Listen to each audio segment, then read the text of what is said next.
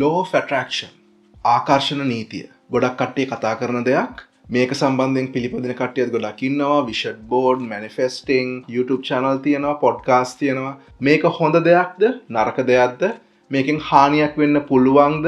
එහෙමනම් මොන විදිහටද වෙන්නේ? ඒක වළක්වා ගන්න කොහොමද? ඒක සම්බන්ධ යථාර්ථය කොයි විදිහටද ඔයගොල්ලෝ දකින්න ඕන. take home message එක මොකක්ද කියලා කියන්න බලාපොරොත්තු වෙනවා.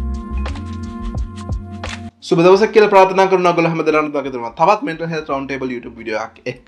මේ වෙනකොට මගේ YouTube channel එක බලන ගොඩක් කට්ටිය subscribe කරලා නැති කට්ටිය ඒක හන්ද මම ඔයගොල්ලන්ගෙන් ඉල්ලනවා පල්ලෙහා තියෙන subscribe button එක ඔබන්න, like කරන්න, share කරන්න, කට්ටියත් එක්ක මේ වීඩියෝ එක බෙදා හදා ගන්න. ඒ වගේම bell icon එක ඔබලා ඉදිරියේ මේ වගේම වීඩියෝ එනකොට ඔයගොල්ලන්ට දැනගන්න පුළුවන් කමක් හම්බෙනවා. Law of attraction සම්බන්ධයෙන් මම මේ කතා කරන්න බලාපොරොත්තු වෙන ගෑනු ළමයා අවුරුදු 23ත් 27ත් අතර ගෑනු ළමයෙක් කැම්පස් යනවා. එයා තව part time job එකකුත් කරනවා. ගෙදර කට්ටිය තමයි මෙයාව මංගාවට එකන් ආවේ අධිකාර ගන්න කියලා. අපි එයාට ආදිත්‍ය කියලා කියමු. එයා අවුරුදු 17 ඉඳන් law of attraction පිළිපදිනවා. law of attraction ආකර්ෂණ නීතිය සම්බන්ධයෙන් තියෙන videos බලලා තියෙනවා, පොත්පත් කියවලා තියෙනවා. ඒකේ විදිහට අර manifest කරනවා. tamunට ඒ දේවල් හම්බෙයි ඒක මවාපානවා. ඒක සම්බන්ධයෙන් journal කරනවා. tamunගේ සිතුවිලි සම්බන්ධයෙන් journal කරනවා. ඊට අමතරව එයා විෂුවලයිස් කරනවා. විෂන් බෝඩ් එකක් හදලා තියෙන්නේ. ජීවිතේ ඒ law of attraction එකේ කියන ආකාරයට ගෙනියන්න උත්සාහ කරනවා. හැබැයි මංගාවට එයා එනකොට එයා ගොඩක් විඩාබර ගතියකින් නිකන් හැමදේම එපා වෙලා කලකිරිලා. හැමදේම සාර්ථක වෙන්නේ නැහැ. කිසිම දෙයක් හරියන්නේ නැහැ. ඇඟට කිසිම ශක්තියක් නැහැ. කිසිම දෙයක් කරගන්න හැකියාවක් නැහැ. මේ මැනිෆෙස්ට් කරන එක, විෂන් බෝඩ් හදන එක, මේ විෂුවලයිස් කරන දේවල් එයා හරියට කරන්නේ නැහැ කියලා එයා self blame එකක් තමුන්ටම දෝෂාරෝපණය කරගන්න ස්වභාවයක් තමයි තිබ්බේ. එයාට ඇත්තටම ඒන අවස්ථාවේදී නිකන් හැමදේම කලකිරලා එපා වීමේ ස්වභාවයකින් තමයි හිටියේ. මේකෙන් ඉස්සරහට යන්න කලින් මම පොඩ්ඩක් මේ law of attraction කියන්නේ මොකක්ද? ආකර්ෂණ නීතිය කියන්නේ මොකක්ද කියලා ඔයගොල්ලොත් එක්ක කතා කරන්න බලාපොරොත්තු වෙනවා. ගොඩක් කට්ටිය මේක ගැන අහලා ඇති. YouTube videos බලලා YouTube channel වලට subscribe කරලා ඉන්න කට්ටිය මේ law of attraction කියන්නේ මොකක්ද? ආකර්ෂණ නීතිය කියන්නේ මොකක්ද කියන එක අහලා ඇති. මේක මේ අපි කියනවා පාරභෞතික විශ්වාස ක්‍රමයක්. metaphysical belief system එකක්. ඒකෙන් කියන්නේ පුද්ගලයෙක්ට තමුන්ට එළියෙන් තියෙන භෞතික ලෝකයට බලපෑම් කරන්න පුළුවන්. තමුන්ගේ ශරීරයේ තියෙන සෞඛ්‍යයට බලපෑම් කරන්න පුළුවන්. මේ තමුන්ගේ අනාගතය සම්බන්ධයෙන් හම්බෙන ප්‍රතිඵල වලට බලපෑම් කරන්න පුළුවන් තමුන්ගේ සිතුවිලි දාමයන් ඔස්සේ සහ තමුන්ගේ හැඟීම් ඔස්සේ. ඒකෙදී අර බේසික් ටෙනන්ට් එකක්, බේසික් ප්‍රින්සිපල් එකක් විදිහට ඒගොල්ලෝ පාවිච්චි කරන්නේ මේ like attracts like. ඒ කියන්නේ තමුන් එළියට දාන දේවල්, හිතන දේවල්, ධනාත්මක සිතුවිලි එළියට දැම්මොත්, ධනාත්මක හැඟීම් එළියට දැම්මොත්, ධනාත්මක ප්‍රතිඵල හම්බෙන්නේ. ඒකත් එක්ක ලෝකය වෙනස් වෙන්න පුළුවන්, විශ්වයට වෙනසක් ඇති වෙලා තමුන්ට ඒ විදිහට ධනාත්මක ප්‍රතිඵල එන්න පුළුවන් කියලා තමයි ඒගොල්ලෝ විශ්වාස කරන්නේ. ඒ වගේ මේ ධනාත්මක සිතුවිලි සහ ධනාත්මක හැඟීම් දිගටම පවත්වාගෙන යන්න ඕන කියන එකක් තියෙනවා. ඒක දිගටම පවත්වාගෙන ගියොත් ඒකෙන් ධනාත්මක ප්‍රතිඵල ගන්න පුළුවන් කියන එක. මේක මේ 19 වෙනි ශතවර්ෂයේ මේ new thought movement කියලා එකක් ආවා. මේ නව දර්ශනවාදී ක්‍රමවේදයක් ආවා. ඒකත් එක්ක self help ක්‍රමවේදයන් ටිකකුත් ආවා. ඒකත් හා සම්බන්ධ වෙලා තියෙන මේ belief system එකක් තමයි මේ law of attraction කියලා කියන්නේ. ඒකේ law of attraction එක සමහර කට්ටිය ගොඩක් ආධ්‍යාත්මික විදිහට පිළිගන්නවා. ඒ කියන්නේ මේ vibrations විදිහට. ඒ කියන්නේ අපේ සිතුවිලි වලට බලපෑම් කරන්න පුළුවන්. අපේ සිතුවිලි වලට බලයක් තියෙනවා, ශක්තියක් තියෙනවා. අපි ධනාත්මක සිතුවිලි, ධනාත්මක හැඟීම් හැම වෙලාවෙම අපි ගාව තියාගත්තොත් එළියට ධනාත්මක ශක්තියක්, ධනාත්මක තරංග vibrations පිට වෙනවා විශ්වයට. ඒකෙන් විශ්වයේ හරහා විශ්වයෙන් අපිට අනිත් පැත්තට ධනාත්මක ප්‍රතිඵල, ධනාත්මක තරංග අපි වෙත ළඟා කරනවා. එතකොට අපේ හැමදේම සාර්ථක කරගන්න පුළුවන් ඒ විශ්වයෙන් එන විදිහට කියලා කට්ටිය හිතනවා. ඒ වගේම තව කට්ටියක් හිතනවා පොඩ්ඩක් psychological විදිහට. ඒ කියන්නේ මනෝවිද්‍යාත්මක විදිහටත් මේ law of attraction ගැන හිතන කට්ටියක් ඉන්නවා. ඒගොල්ලෝ හිතන්නේ මේ law of attraction එකේ මේ positive thinking ධනාත්මක විදිහට සිතුවිලි සහ ධනාත්මක විදිහට හැඟීම් ළඟ තබා ගැනීමෙන් අපේ මේ cognitive reframing එක. ඒ කියන්නේ අපි හිතන විදිහ, හිතන දෘෂ්ටි කෝණය positive විදිහට හැදෙනවා කියලා. සමහර වෙලාවට අපි කියන අර flow state එකකට යන්න පුළුවන්. හැමදේම හරි විදිහට ටික ටික හරියාගෙන යන්න පුළුවන්, හරි පැත්තට කැරකෙන්න පුළුවන්. ඒත් එක්ක නරක දෙයක් වුණත් positive විදිහට දැක්කහම අපි ඒක හරි විදිහට අරගෙන ඒක හරි ගස්සන්න බලනවා කියන ඒ psychological interpretation එකක් අර්ථ නිරූපණයක් දක්වන කට්ටියකුත් ඉන්නවා. ගොඩක් කට්ටිය ඉන්නේ මේ දෙකොනේ කොහේ හරි තැනක තමයි මේ ස්පෙක්ට්‍රම් එකේ කොහේ හරි තැනක තමයි ඉන්නේ. මම මුලින් කතා කරපු රෝගියා වෙත ආපහු ගියොත් ආදිත්‍ය කියන රෝගියා එයාගේ ඒ කලබල ගතිය එයාට ඇති වෙලා තියෙන ගැටලුව සම්බන්ධයෙන් මමත් පොඩ්ඩක් අලුත් විදිහට හිතන සහ අලුත් විදිහට ප්‍රශ්නේ දිහා බලන්න උත්සාහ කරා. තිබ්බ ප්‍රධානතම ප්‍රශ්නයක් ගැටලුවක් තමයි මෙයා හිතුවේ මේ හැමදේම නරක විදිහට වෙනකොට හැමදේම එයාට ඕන විදිහට ප්‍රතිඵල හම්බෙන්නේ නැතිකොට කැම්පස් එකේ වෙන්න පුළුවන් පාර්ට් ටයිම් ජොබ් එකේ වෙන්න පුළුවන් රිලේෂන්ෂිප් වලදී වෙන්න පුළුවන් පවුලේ සම්බන්ධයෙන් දේවල් වලදී වෙන්න පුළුවන් කිසිම දෙයක් එයා අර විෂුවලයිස් මැනිෆෙස්ට් කරන විදිහට වෙන්නේ නැතිකොට එයා හිතුවේ එයාගේ තමයි ගැටලුව තියෙන්නේ. ඒ දෝෂාරෝපණය සම්පූර්ණයෙන් යන්න ඕන එයාට කියලා තමයි හිතුවේ.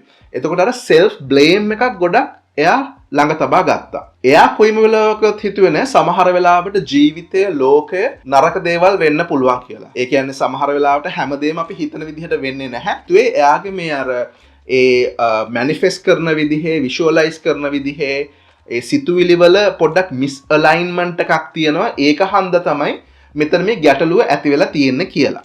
එයා තව හිතන්න ගත්ත මේ එයා කොච්චර මේ උත්සාහ කරා. එයාට නොදැනීම ඍණාත්මක සිතුවිලි එයා ගාවට එනවා ඇති. එයා ගාවට රිංගනවා ඇති කියලා ඒකත් එක්ක එයාට ඒ සම්බන්ධයෙන් බයක්, දුකක්, සැකයක් එන්න ගත්තට පස්සේ එයා හිතුවේ නැහැ මේ එයා උදව් ඉල්ලන්න ඕනයි කියලා. කාත් එක්ක හරි කතා කරලා මේක මේ ගැටලුව निराකරණය කරගෙන උදව් ඉල්ලන්න ඕනයි කියලා හිතුවේ නැහැ. එයා තව තවත් මේ විෂුවලයිස් කරන්න ඒ වගේම මේ ජර්නල් කරන්න ඒක තමයි එයා උත්සාහ කරේ.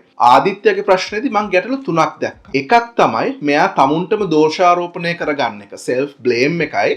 මෙයා මේ අර තමුන්ට පාලනය කරන්න පුළුවන් කොට්ටාශය ප්‍රදේශය කොහෙද? locus of control කියන එක ගැනයි මෙයාගේ අර්ථ නිරූපණය. law of attraction පිළිපදින කට්ටිය හිතන දෙයක් තමයි ඒ වගේම law of attraction නොවුනත් ධනාත්මක සිතුවිලි ධනාත්මක චින්තනය පැත්තෙන් යන කට්ටියගේ සිතන ආකාරයක් තමයි මේ locus of control එක හැම වෙලාවෙම තමුන් ඇතුලේ තියෙන්නේ.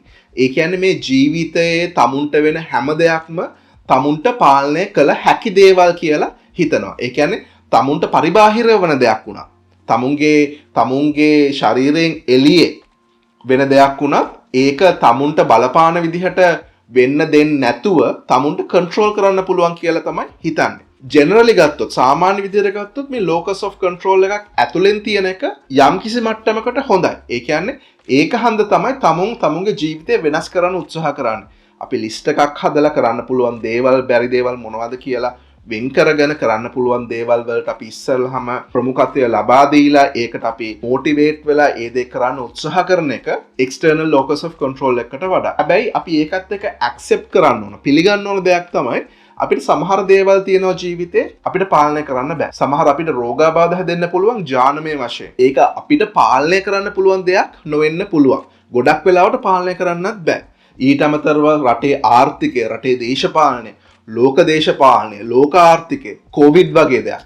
ඒක කාටවත් පාලනය කරන්න පුළුවන්, එක පුද්ගලයෙක්ට පාලනය කරන්න පුළුවන් දෙයක් නෙමෙයි. ඒක නිසා මේ අපිට අර සම්පූර්ණ කන්ට්‍රෝල් එකක් තමුන්ගේ ජීවිතය සම්බන්ධයෙන් සියල්ල සම්පූර්ණ ලෙස පාලනය කරන්න පුළුවන් කියලා හිතන එක ටොක්සික්, නරක දෙයක්. ඒකත් එක්ක වෙන දෙයක් තමයි අපි කියන පැතොලොජිකල් self blame. ඒ කියන්නේ අපි රෝගයක් විදිහට සමහරවිට ගොඩක් වෙලාවට ડિප්‍රෙෂන් වලදී එන මේ self blame එක තමුන්ටම දෝෂාරෝපණය කරගන්න. හැම වෙලාවෙම තමුන් මේක හරියට කරේ නැහැ. තමුන්ට මේක කරගන්න බැරි වෙච්ච හන්ද තමයි මේක උනේ කියලා. ඒක අර රීෆ්‍රේම් කරන්න හැදුවොත් සමහර වෙලාවට ලෝකයේ තියෙන දේවල් එක්ක මේක තමුන්ට පාලනය කරන්න බෑ කියලා කිව්වත් ඒක පිළිගන්නේ නැහැ. ඒක අපි කියනවා අර රෝගාශ්‍රිත විදිහට එන්න පුළුවන්.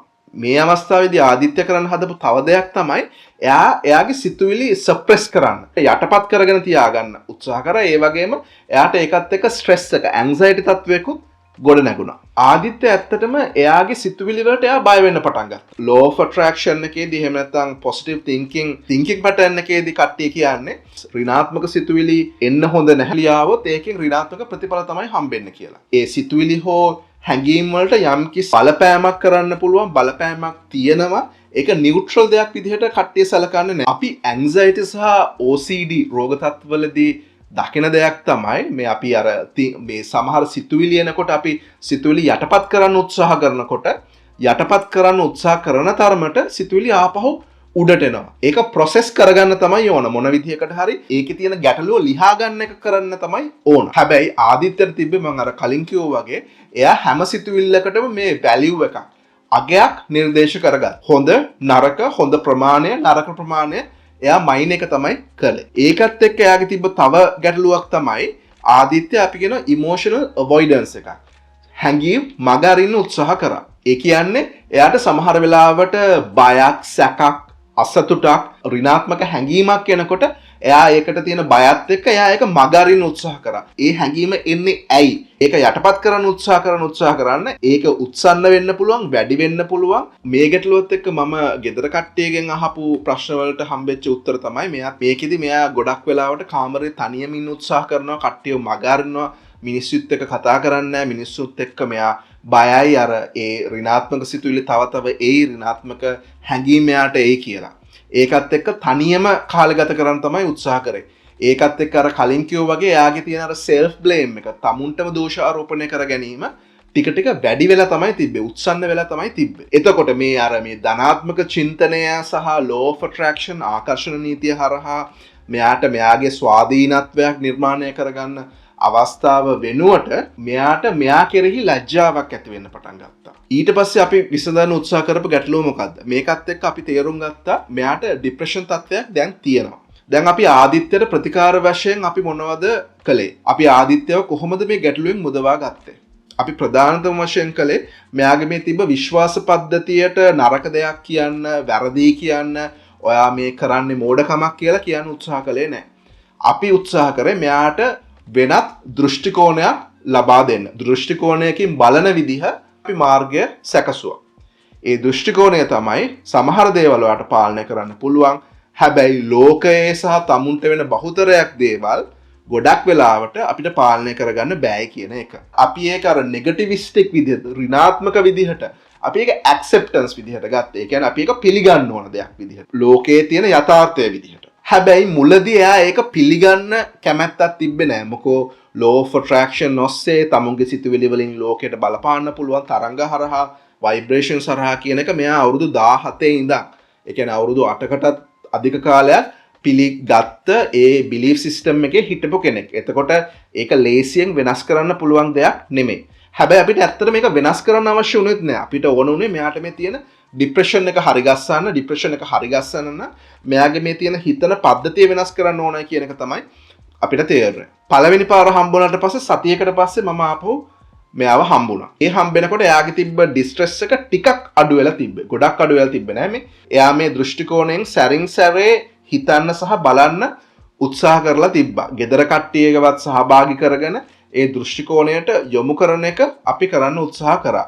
ඒකෙන් යම්කිසි අඩු ගතියක් තිබ්බා මෙයාගේ තියෙන ඩිස්ට්‍රෙස් එකේ සහ මේ විෂාදයේ රෝග ලක්ෂණවල. හැබැයි ඊළඟ පාර හම්බුනාට පස්සේ අපි මෙයාට ඇන්ටි ડિප්‍රෙසන්ට් එකක් පටන් ගත්තා. ලොකු ඩෝස් එකක් නෙමෙයි, පොඩි මාත්‍රාවකින් තියෙන විෂාදයට කරන බෙහෙතක් පටන් ගත්තා. ඒ බෙහෙත ලබා දීලා මාස 1.5ක් 2ක් යනකොට රෝග ලක්ෂණ ගොඩක් අඩු වුණා. සාමාන්‍ය ජීවිතයට යන්න පුළුවන් තත්වයට ආවා. පොසිටිව් විදිහට, ධනාත්මක විදිහට අනාගතය දකින ආකාරය වෙනස් වුණේ නැහැ. ඒ වගේම එයා අනාගතය සම්බන්ධයෙන් හදාගෙන තියෙන ලිස්ට් එක, විෂුවලයිස් කරන දේවල්, විෂන් බෝඩ් එකේ අනාගතය සම්බන්ධයෙන් තමා සම්බන්ධයෙන් බලාපොරොත්තු වෙන දේවල් වෙනස් වෙලා තිබ්බේ නැහැ. හැබැයි එයා තමුන්ට බ්ලේම් කරගන්න එක, self blame එක එයාගේ අඩුම තත්වයටපත් වුණා. නැත්තරම නැති වෙන තත්වයට ආවා. ඒ වගේම සාමාන්‍ය විදිහට වැඩ කටයුතු කරගන්න තත්වයටත් එයා ආවා. මේ කතාවත් එක්ක අපි දැනගන්න ඕන දෙයක් තමයි හොඳ මානසික සෞඛ්‍යයකින් පසු වෙන්න, ඒ වගේම අනාගතය සම්බන්ධයෙන් පොසිටිව් විදිහට, ධනාත්මක විදිහට හිතන්න අපිට හැම වෙලාවෙම අපේ හැඟීම් සහ සිතුවිලි පාලනය කරගන්න අවශ්‍ය නැහැ. සමහර වෙලාවට නෙගටිව් සිතුවිලි එන්න පුළුවන්. ඒක කමක් නැහැ. සමහර වෙලාවට නෙගටිව් ඉමෝෂන්ස්, ඍණාත්මක හැඟීම් එන්න පුළුවන්. ඒකත් කමක් නැහැ. ඒ හැමදේම අපි ඇක්සෙප්ට් කරගෙන අනාගතය කරා ගමන් කරන එක තමයි කරන්න ඕන. අපිට සිතුවිලි පාලනය කරගන්න බැහැ. හැඟීම් පාලනය කරගන්න බැහැයි කියන එක හැමදේම අතහැරලා සසර කලකිරලා ඉන්නවා වගේ දෙයක් නෙමෙයි. ඒක අපේ ලෝකයේ ස්වභාවය, අපේ ස්වභාවය පිළිගන්න එක. ඒකත් එක්ක අනාගතයට ගමන් කරන එක. ඔයගොල්ලෝ මම මේ කියපු දේවල් එක්ක එකගද? මීට වඩා වෙනස් අදහස් ඔයගොල්ලෝ ගාව තියෙනවද? පල්ලෙහා කමෙන්ට් සෙක්ෂන් එකේ කමෙන්ට් එකක් දාන්න. මම අර කලින් කිව්වා වගේ අපේ YouTube channel එක subscribe කරන්න. ඒ වගේම share කරන්න, like කරන්න, කට්ටියත් එක්ක මේ වීඩියෝ එක share කරගෙන කට්ටියත් එක්ක මේ ඩිස්කෂන් එකක් කතිකාවතක් ගොඩනගා ගන්න කියලා මම ඔයගොල්ලන්ට කියනවා. ඉදිරියේත් මේ වගේ mental health round table YouTube වීඩියෝත් එක්ක ඔයගොල්ලොත් එක්ක එකතු වෙන බලාපොරොත්තු වෙනවා.